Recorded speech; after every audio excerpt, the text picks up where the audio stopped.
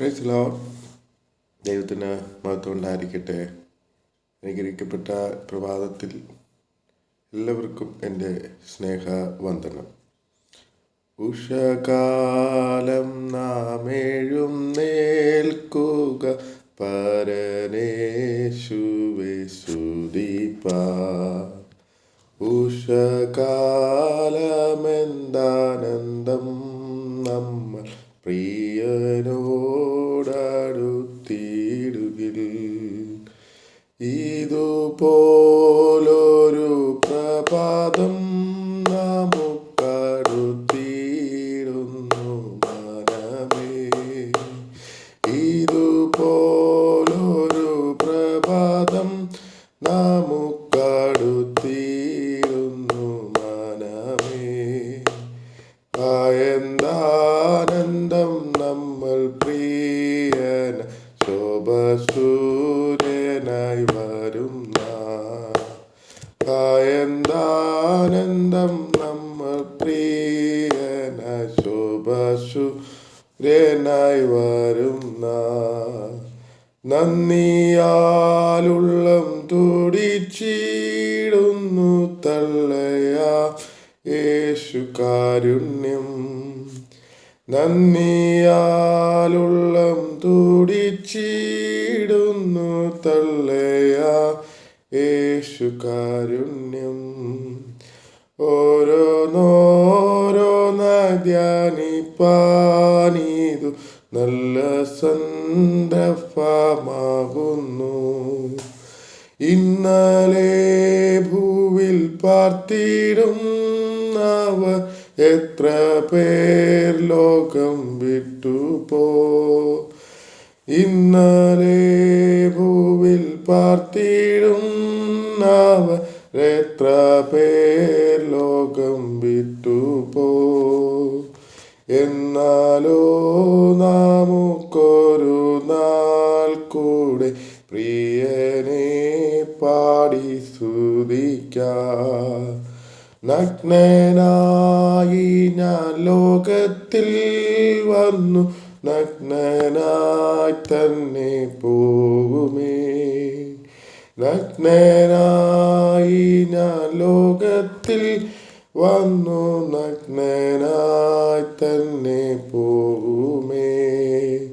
ലോകത്തിലെനിക്കില്ല യാതൊന്നു, എൻ്റെ കൂടന്നു പോരുവാ.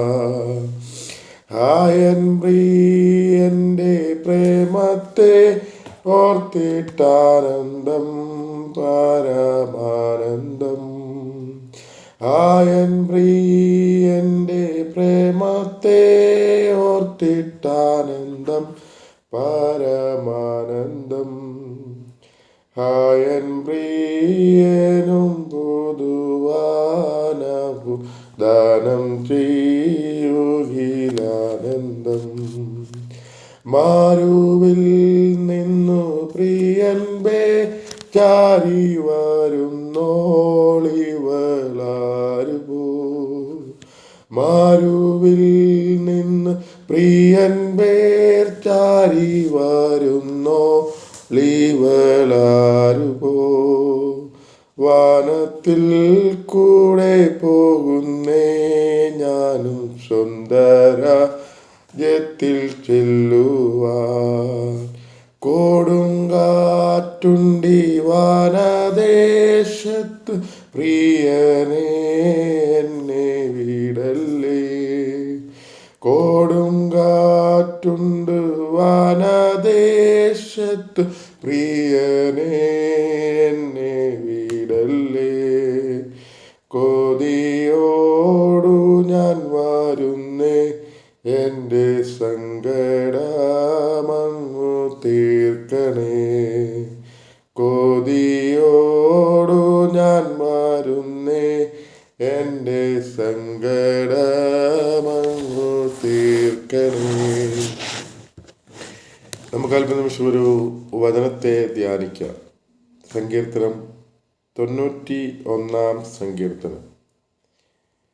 അനുഗ്രഹമേറിയ ഒരു സങ്കീർത്തനമാണ്. 2025 ഈ 20-ാം തീയതിയോട് നാം അടുക്കുമ്പോൾ പ്രിയരെ, നാം ഈ ഡിസംബർ മാസം 20-ാം തീയതിയുടെ അടുക്കിലേക്ക് നാം അടുക്കുകയാണ്.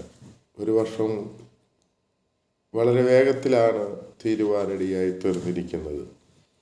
എന്നാൽ ജനുവരി മുതൽ ഈ ഡിസംബർ മാസം വരെ നമ്മെ നടത്തിയ ഒരു ദൈവം, ഒരു കരുതിയ സംരക്ഷിച്ച ഒരു ദൈവത്തെ ഇന്ന് പകൽ എത്ര സ്തുതിച്ചാലും മതി വരികയില്ല.